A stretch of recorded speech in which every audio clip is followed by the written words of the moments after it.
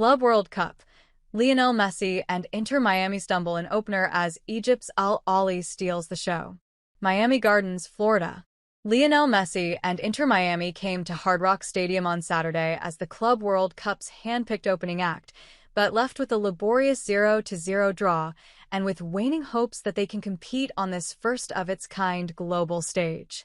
They got exposed at times by the champions of Egypt, Ahly, and were fortunate to come away with a point. They entered the tournament publicly doubting whether they could measure up to what head coach Javier Mascherano call a level higher than what we've faced in CONCACAF and MLS, and almost instantly, their worries were realized. In the months and weeks building up to the opener, they were the headliners, supposedly the main attraction. But they were quickly overwhelmed by Ahly, by its players, who were organized and sharp, and by its fans, who paraded into the stadium hours before kickoff and made Miami a quasi-road team at home. For much of the first 45 minutes, the Herons played at an MLS pace, which they soon learned was nowhere near fast enough. They played with MLS intensity, which everyone soon realized was no match for African Champions League intensity. They were sloppy, and nearly every time they lost the ball, there were gaping holes in their midfield.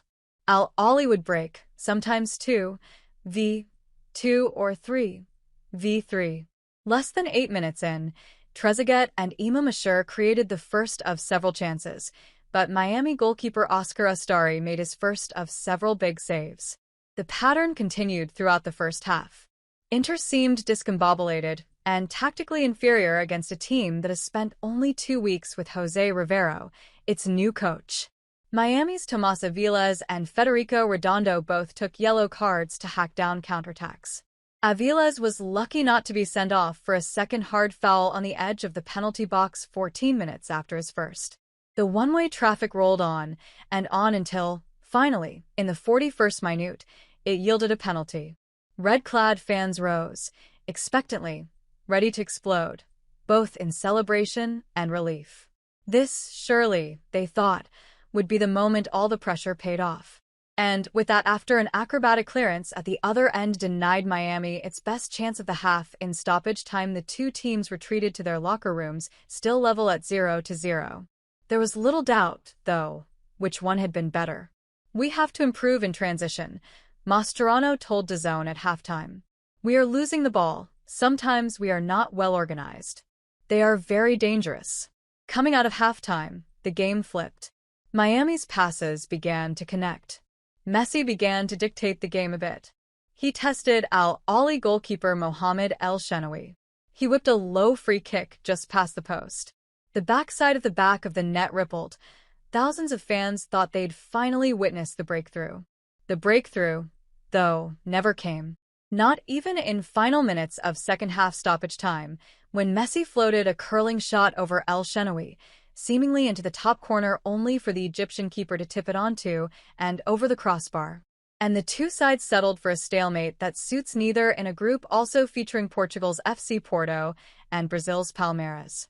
Miami is not only in a shallow hole, though. Saturday's opening act turned into evidence that the stars have aged and the collective is strained. Messi, though still the most potent player on the pitch, was largely neutralized by a tough Ahly midfield. He was crowded out in his favorite spaces and chased down in transition. He and Luis Suarez had balls poked away from them and passes cut out. They enjoyed far less time and far fewer defensive mistakes than they do in MLS. And their teammates couldn't lift them. Inter, like every MLS club, is constrained by convoluted roster rules and spending limits. But it has also been constrained by a front office mess. Despite Mascherano's pleas, the sporting department made no new signings in the special pre-Club World Cup transfer window. So, they were inferior on Saturday, even though their owners are richer and their brand more glamorous. The Club World Cup has a very high level, and it's a level we clearly don't have, Mascherano said before the tournament began. "We have to be honest about it, and there's no shame in saying so." The first 90 minutes of the tournament seemed to prove him right.